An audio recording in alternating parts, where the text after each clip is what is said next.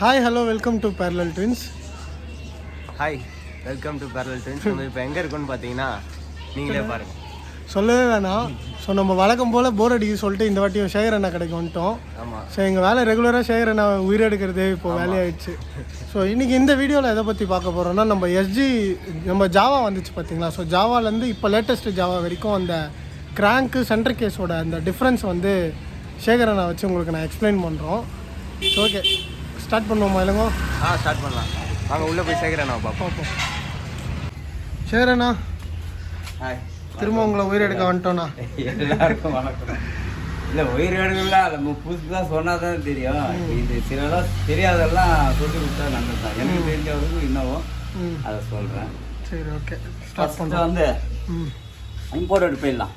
Okay. Imported Java இது வந்து 1962. So இதோட இங்கே வந்து பார்த்தீங்களா ஒரு காப்பரில் இருக்குதா, தெரியுதா இதில்? தெரியுதுண்ணா. ஸோ இது வந்து 1962. அதே வந்து 66 எம்எஸ்ஆர். இது பாருங்க அடுத்தது தெரியுதா? இது இம்போர்ட்டடு. அடுத்தது வந்து மாடல் பி. மாடல் பி ஒன்றுமே இல்லை, ஜாவா எஸ்டி டீலக்ஸு எல்லாத்துக்கும் ஒரே இது தான். ஸோ இது ஒரே மாதிரி தான். இது இந்தியன். அதே மாதிரி இதுவும் மாடல் பி, இது கிளாசிக். இது எல்லாமே சேம் தான். இம்போர்ட்டடு இது ஓட்ட ஃபஸ்ட்டு வந்த மாடலு, அதுக்கப்புறம் இந்த மாடல். ஓகேங்களா? இதுக்கு வர பிஸ்டன் வந்து 3 ரிங்ஸு. இது நிறைய பேருக்கு தெரியும், ஒன்றும் பெரிய இது கிடையாது. 250cc 13 horsepower. ஓகேவா? இதுக்கு இது வந்து இந்த எல்லாம் ஜாவா எஸ்டி ரோட்கி இது டீலக்ஸு கிளாசிக்கு எல்லாத்துக்குமே இது தான். ரைட்டா? அடுத்தது road king. So road king வந்து ஷார்ட் ஸ்ட்ரோக். இதுக்கு எதுக்கும் தெரியுங்களா? ஷார்ட் ஸ்ட்ரோக் ஆச்சா. இது பவர் வண்டி. ஸோ பிஸ்டனு பெருசு. இதுக்கு இந்த பிஸ்டன். ஸோ இந்த பிஸ்டன் வித்தியாசம் இருக்குதுல்ல. ஸோ இது ரோட் கிங் பிஸ்டன். ஓகே. அடுத்தது 350. 175cc வந்து கிராண்ட் ஷாஃப்ட் அங்கே இருக்குது. ஸோ பிஸ்டன் இது மாதிரி தான் வரும். 170cc ST 175cc ST. 350 twin cylinder. ஓகேங்களா? இந்த ட்வின் சிலிண்டரில் என்னன்னா, மற்ற 350 பார்த்தா 2 மேனிஃபோல்டு இருக்கும். இதில் வந்து சிங்கிள் மேனிஃபோல்டு. அதாவது ஜாவா டைப். இது ஜாவா டைப்புக்கு வந்தால் 3 ரிங்ஸு ஜாவா டைப்புக்கு வர்றது. இந்த பிஸ்டன் வந்து கிராஸ். இதுவும் 170, இது 170 மாதிரி தான். ஸோ இது பார்த்திங்கன்னா இது கிராஸ் மேனிஃபோல்டு கிராஸாக போகும். ஏன்னா சிங்கிள் மேனிஃபோல்டு அப்படியே 2ஆக பிரியுது.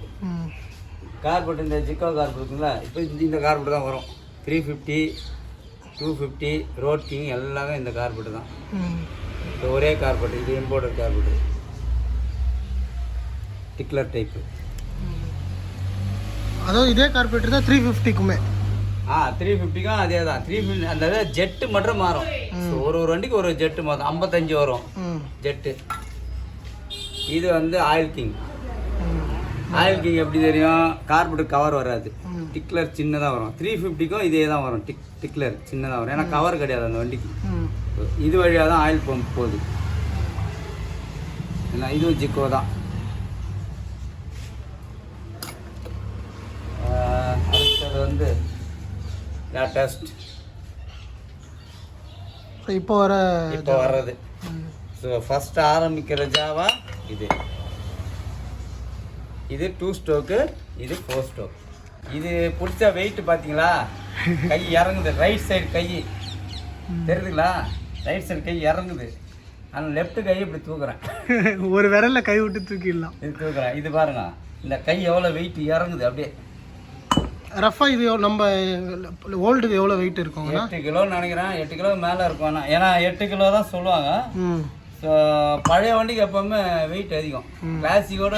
ஏன்னா வெயிட் இருந்தால் பீட்டு கரெக்டாக டப்புன்னு ஸ்லோ கரெக்டாக இருக்கும். இந்த வண்டியில் லேம்பர்ட்டா புல்லட்டு இதெல்லாம் வந்து கிராங்க் ஷாட் வெயிட்டாக இருக்கும். இப்போ வர்றது ஃபஸ்ட்டு பேட்ச். இன்ஜினில் பாதி கிராங்க் இடத்த அடைச்சிக்கும். பெருசாக இருக்காது. அந்த குவாலிட்டி வெயிட்டாக இருக்கும்.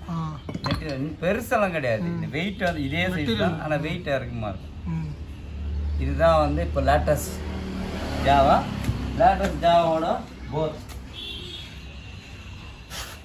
இதான் பிஸ்டன் போஸ்டோ.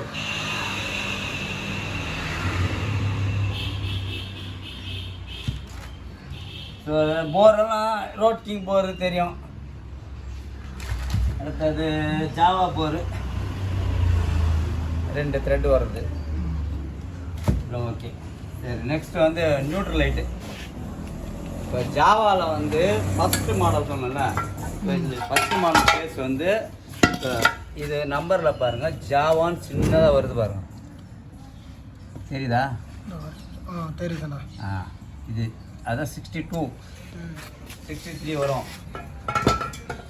இது வந்து 66, இது 66. இதே தான் இம்போர்ட்டட் தான், ஆனால் இதில் வரல பாருங்கள். இதில் அந்த 353 அதே 353, ஆனால் இதில் வரல. ஆனால் 66 இது 66. அப்புறம் நார்மலாக இப்போ இதில் வந்து இது இந்தியாவில் செஞ்சது. இது சீசடா இந்த இது பாருங்க, இது இங்க பண்ணது நம்பர் தான் இருக்கு, நம்பர் தான், சி செட் கிடையாது. ஓகே.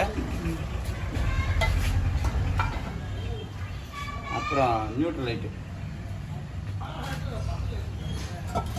வந்து இதான் நியூட்ரல் லைட் கேஸு. இதுதான் பட்டன் செலக்டர் வந்து திரும்ப காட்டுங்க. பட்டன் மட்டும் இதான் டச் ஆகும் நியூட்ரல் லைட். ஸோ மற்றவெல்லாம் வந்து ரவுண்டாக இருக்கும், டச் ஆகும். இதில் தான் நியூட்ரல் லைட் போயிட்டு இதில் டச் ஆகுது. நல்லா தெரியுதா? தெரியுதுங்க. எதுக்கு இந்த நியூட்ரல் லைட்னா, முன்னெல்லாம் வந்து நியூட்ரு கரெக்டாக ஒரு வண்டி, இப்போ லேம்பர்ட் எடுத்தால் நியூட்ரு கரெக்டாக இருக்கும், புல்லட் எடுத்தால் அந்த நியூட்ரு பிளேஸில் கரெக்டாக உட்காந்துரும். நான் ராயுதுக்கும் அதே மாதிரி நியூட்ரு செகண்டில் ஒரு நியூட்ரு வராது. இது ஜாவாவில் மட்டும் இந்த செலக்டரில் ஒரு இடத்துலையும் நியூட்ரில் நிற்கும். இப்போ 3 நியூட்ரு இருக்கும். ஸோ கரெக்டான நியூட்ரு வரணும், அப்பா வண்டிக்காரருக்கு தெரியணும். அந்த காலத்தில் வந்து கிட்டத்தட்ட 70 வருஷம் டெக்னாலஜி இல்லை இது. அவங்க என்னன்னா அந்த நியூட்ரு தெரியறதுக்காக இந்த நியூட்ரு அந்த காலத்தில் வச்சுருக்குறாங்க. இது ஒரு ஸ்பெஷல் இது. ஏன்னா நான் வேலை கற்றுக்கும் போது இந்த மாதிரி பார்க்கல. இது ஃபஸ்ட்டாக இருக்குது, ஸ்பெஷல் இது. நியூட்ரல் லைட் வர்றது இந்த வண்டி தான் நான் பார்த்துக்கிறேன், வேறு வண்டி நான் அவ்வளோ பார்த்ததே கிடையாது. அப்புறம் லேஸ் ஷாஃப்ட் புஷ்ஷு. ஸோ நான் புஷ்ஷை பற்றி நிறைய ஏன் சொல்கிறேன்னா, இந்த புஷ்ஷு எவ்வளோ தேஞ்சிது பாருங்கள், தெரியுங்களா? இப்போ இதே வந்து பிராஸ் தான், இந்த பிராஸே இவ்வளோ தேயுது, நல்லா தெரியுதா? சரிங்களா? இது பாருங்க, இங்கே கட் ஆகிடுச்சா? இது வந்து எவ்வளோனா இவ்வளோ இறங்கி இந்த கேஸ்லேயே அறக்குது. இல்லை இந்த கேஸ்லேயே அறக்குது, இங்கே வரல அந்த கேஸ்லேயே அறக்குது. ஓடினதுனால தான் ஓடி ஓடி இது அறந்துச்சு. இதே பிராஸு நீங்கள் வேறு சாதா மெட்டல் போட்டிங்கன்னா உடஞ்சே போயிடும். அதுதான் எந்த மாதிரி ஒரு டைம் நம்ம சொல்கிறது. அந்த பிஸ்டன் கஜன் பின் சொல்கிற பார்த்தீங்களா, பிராஸு. இது ரொம்ப ஒரு 40 வருஷம் 30 வருஷத்துக்கு முன்னாடி வந்தது. இது ஒரு மெட்டலு. இதுக்கு இப்போ வர்றது இதுதான். இது அப்போ வந்தது, அப்போ வந்தது. இது இப்போ வர்றது இதுதான். ஸோ இது வந்து பிராஸ் தான் இப்போது. இது மெட்டீரியல் கலர் டிஃப்ரெண்ட்டாக இருக்குது, வித்தியாசம் இருக்குல்ல. நெக்ஸ்ட்டு இந்த இன்ஜினு 350 இன்ஜின். இது 300 இப்போ லேட்டஸ்ட் 300 இதுதான். அப்புறம் வண்டியில் வந்து என்னன்னா, வண்டியில் சேஃப்டின்னு கேட்குறீங்க. இந்த சாவி சேஃப்டி கிடையாது. ஏன்னா அந்த காலத்து திருட்டில் பொழுது. அதனால் எந்த வண்டிக்கும் வந்து இப்போ ராய்டு பார்த்தாலும் இதே மாதிரி தான் இருக்கும். புல்லட்டுக்கு வந்து சைடில் இந்த பாக்ஸில் ஒரு சாவி இருக்கும், அது சாப்பிட்டே இருக்கும். ஸோ எதை விட்டாலும் திருப்பிடும். இது சேஃப்டி கிடையாது. ஆனால் நம்ம தெரிஞ்சுக்கிறதுக்கு இது ஒரு ஆம்பேர் மீட்டர் இருக்குது. இந்த வண்டி பேட்டரியில் ஓடணும்னு அவசியமே கிடையாது. இந்த வண்டி பேட்டரியில் ஓடணும்னு அவசியம் கிடையாது. ஆனால் என்னன்னா பேட்டரி சார்ஜ் ஆகுதான் தெரியறதுக்காக தான் இது ஒரு சேஃப்டி. நியூட்ரல் லைட்டில் நியூட்ரல் நிற்குதா நியூட்ரல் அதுக்கு தான். ஸ்டேரிங் லாக் இருக்குது வண்டிலே, சேஸ்லேயே இருக்கும் ஸ்டேரிங் லாக். இது எந்த வருஷத்துலேருந்து எந்த வருஷம்? 62 63 வரைக்கும், அதாவது 60ல் வந்தது, 63 வரைக்கும் லாக் போட்டு கொடுத்தா. ஆனால் இருக்கும் 66 வரைக்கும் இருக்கும் அந்த லாக் டைப்பு. 65 எம்எஸ்ஆருக்கு முன்னாடிலாம் இருக்கும். எம்எஸ்ஆர் தான் ஒரு எப்படி சொல்லணும்னா இப்படி சொல்ல முடியாது அப்படி சொல்ல முடியாது. எம்எஸ்ஆரில் வந்து பிளேட்டிங் வச்சும் வரும், பிளேட்டிங் இல்லாத வரும், ஒரு வார் மாடல்னு சொல்லுவாங்க அது. அதில் வந்து ட்ரம்மு பெரிய ட்ரம் பாருங்க, இந்த பெரிய ட்ரம்மு. எம்எஸ்ஆர்லேயே பார்த்தா அடுத்த மாடல் எம்எஸ்கியூ கூட பெரிய ட்ரம் வந்தது, சின்ன ட்ரம் மாறும். அப்போ அந்த டைம் தான் அந்த 66 67ல. ஸோ அந்த அந்த 3 இதில் தான் மாறுது. இந்த டேங்க்கு இந்த மாதிரி ட்ரம் எல்லாம் மாறும், சேஞ்ச் ஆகுது. சேஃப்டி முக்கியம். சேஃப்டி இப்போ இதை வச்சிங்கன்னா சேஃப்டி கிடையாது. சேஃப்டி இது சேஃப்டி கிடையாது. ஏன்னா இதெல்லாம் வச்சிருக்கலாம். ஏன் நான் சேஃப்டின்னா எனக்கு ஒன்று ஆயிடுச்சு, அதனால தான் சேஃப்டி பேசுகிறேன்.